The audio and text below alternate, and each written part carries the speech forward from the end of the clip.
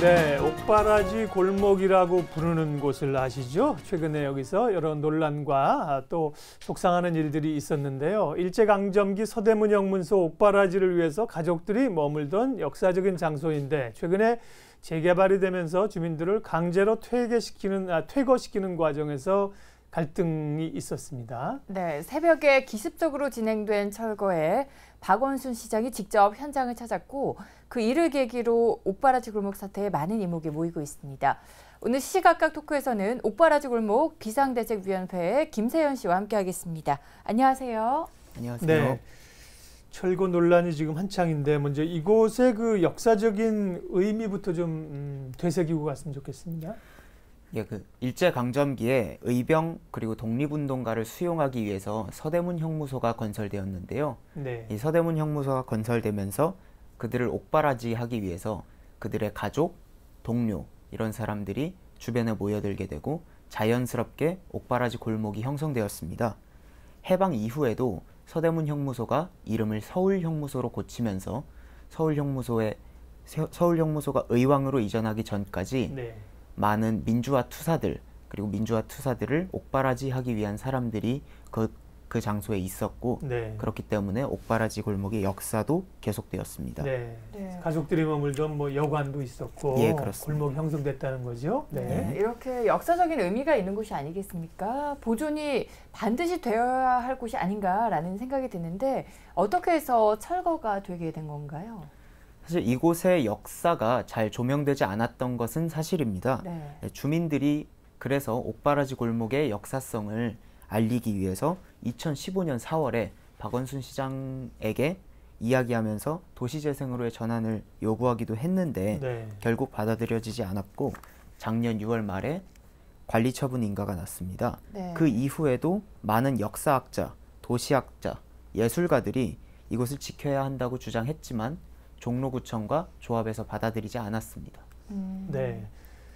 우리가 이제 근현대의 그 유산들에 대한 관심이 높아지고 또 외국인 관광객도 오고 시민들도 이렇게 찾고 하면서 이곳이 좀 부각이 됐었어요. 예. 그랬는데 그래서 이제 종로구청도 옥바라지 골목을 관광 코스로 답사 코스로 지정을 하기도 했었다고 그러는데 그런 노력들이 결국 뭐 수포로 돌아간 거네요.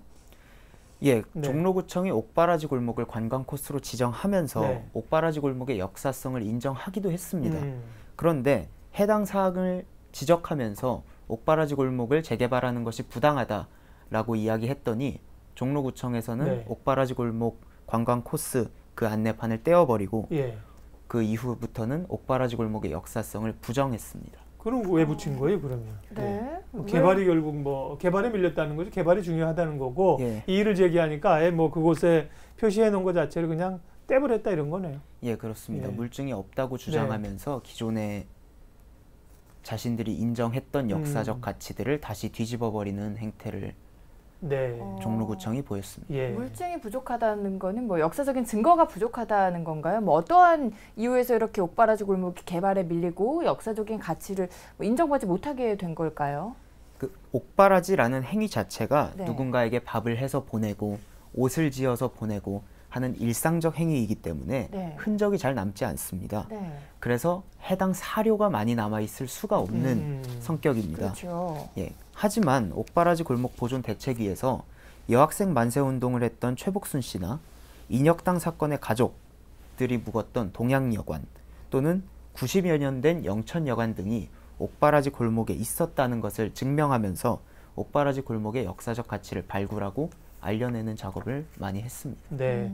그런 보존되어야 할 가치들에 대해서 의미가 잘 실리지 않고 있어서 안타까운데 지난 17일에는 마지막 남은 주민들을 강제로 조합과 건설사 측이 퇴거시키는 과정에서 물리적인 충돌이 있었습니다. 정말 안타까운 상황인데요. 예. 새벽부터 그때 혹시 현장에 계셨습니까? 예, 저는 네. 폭력적 강제 철거에 할 말이 많은데 당시 구본장 여관 건물 안에 있었습니다. 네. 예, 100수십 명의 용역, 저는 용역 깡패라고 부르지만 용역들, 2대의 크레인, 여러 장비들을 동원해서 주민들과 활동가들을 쫓아냈는데요. 네.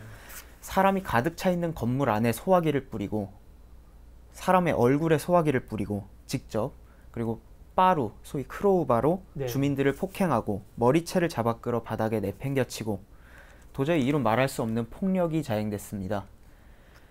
그 과정에서 이제 제가 호흡 곤란이 일어났는데요.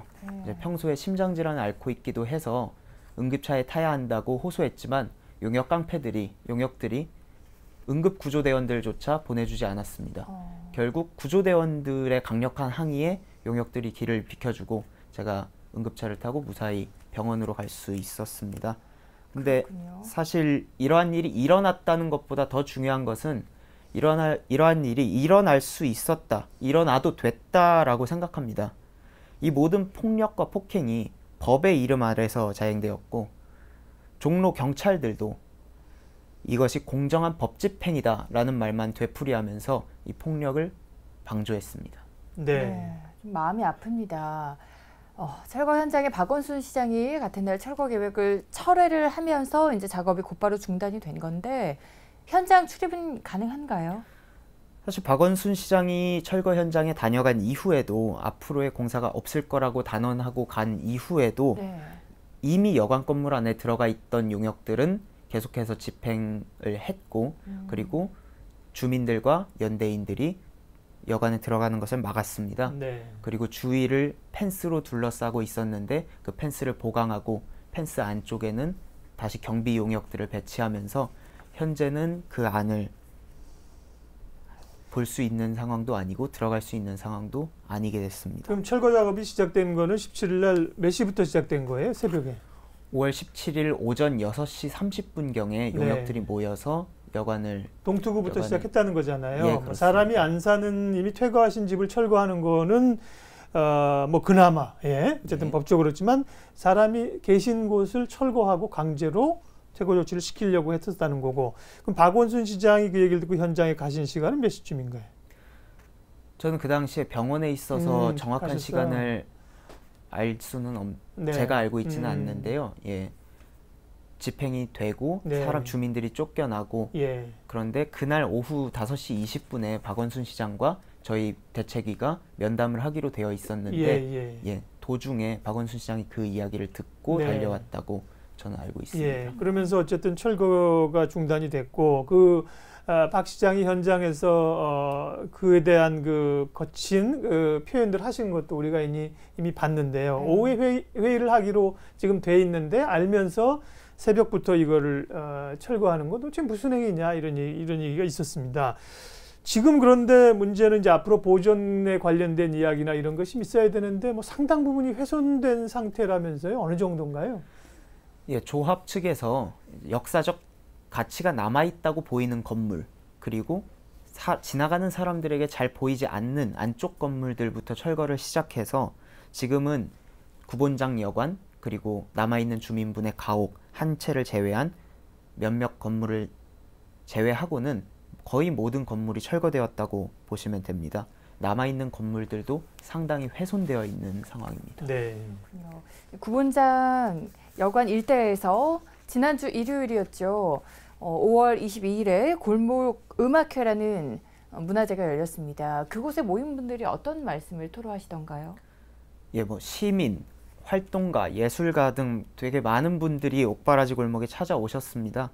어떤 분들은 폭력적 강제 철거라는 것에 대한 야만성을 비판하셨고 네. 어떤 분들은 아파트 몇 채, 돈 몇 푼 때문에 옥바라지 골목이라는 역사적 가치를 잃을 수 없다.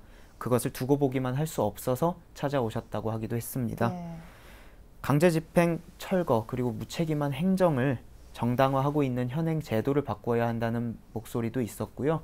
그리고 이 강제 철거를 용인한 종로구청과 종로경찰서를 비판하는 목소리도 있었습니다. 철거 작업은 일단 중단이 됐지만 이것이 뭐 완전히 중단됐거나 새로운 방향을 모색한다고 보기에는 아직 좀 이르지 않습니까? 재개발 조합 측 그리고 관할구청인 종로구청에 지금 이 사건이 벌어지고 나서의 입장은 어떻습니까?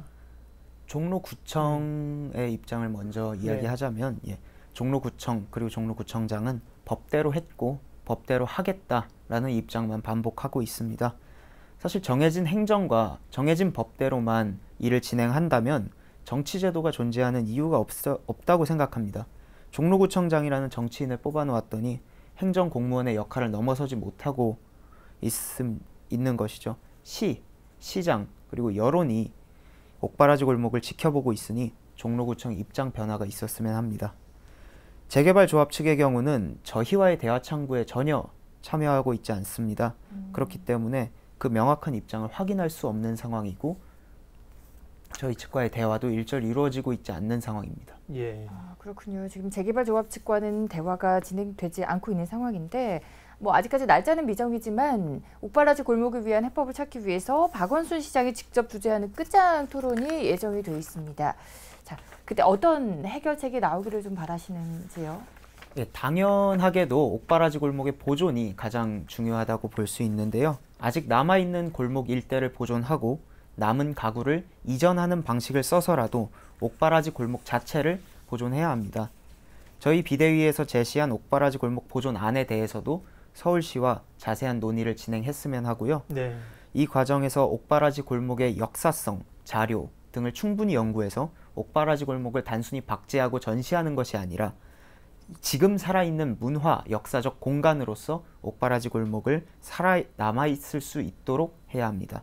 더 나아가서는 폭력적 강제 집행과 돈만을 위한 재개발을 용인하는 현행 제도를 바꾸어야 할 것입니다. 네.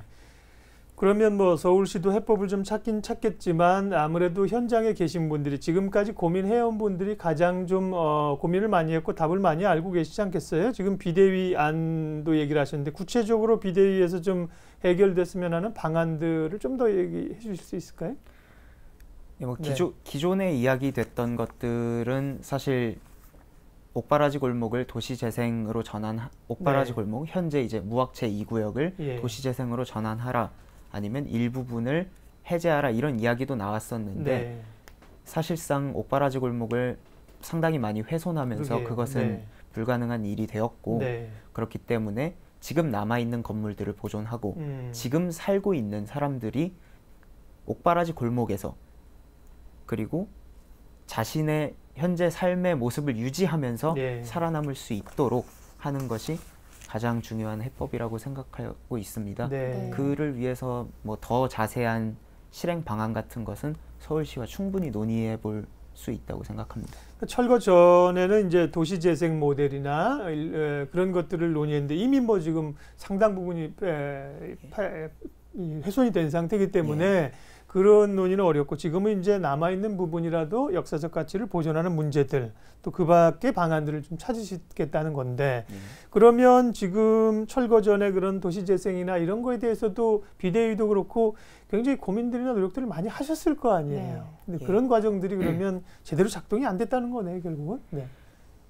기존의 박원순 시장과 아까도 말씀드렸다시피 2015년 작년에 관리처분 계획인가가 나기 전에도 박원순 시장과 이야기를 했고 그리고 그 전부터 옥바라지 골목의 역사성에 대해서 알리려는 노력을 많이 했지만 결국에 의미 있는 그리고 집행력 있는 대안을 가지고 있는 사람은 없었고 결국에 법대로 처리를 하다 보니 역사와 삶의 현장 파괴되는 결과를 맞았습니다.